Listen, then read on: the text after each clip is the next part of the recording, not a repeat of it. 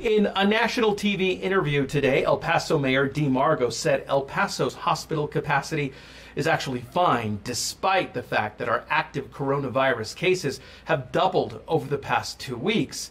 The city's daily COVID-19 updates seem to back him up, but they're also not telling the whole story. Kfox 14 News at 9's Keenan Willard explains.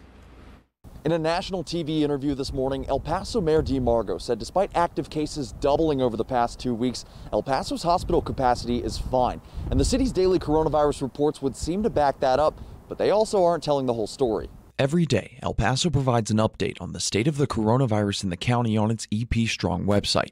The data includes how many coronavirus patients are in the hospital and ICU, along with the total number of hospital and ICU beds in the county. The report appears to show there are more than 2,300 hospital beds and 200 ICU beds still available in the county today. But what the website doesn't show is how many non-COVID patients are also taking up beds. To get those numbers, we turn to the Texas Department of State Health Services. An online database shows that in all of El Paso, Hudspeth, and Culberson counties, there are only 386 hospital beds and 47 ICU beds left. And on Thursday, there were only 28 ICU beds available, the least available bed since the pandemic began. We asked the city of El Paso why it doesn't show how many ICU beds are still open in its daily reports and whether it can convert regular hospital beds to ICU beds to increase space. A spokesperson for the city said to ask hospitals themselves for that information. We asked UMC, Las Palmas del Sol, and Hospitals of Providence. A spokesperson for UMC says it has 64 coronavirus patients and that patients have tripled in the past 2 weeks. But the hospital has 354 total beds and can turn single rooms to double rooms if patients continue to surge. Las Palmas del Sol says it has 650 total beds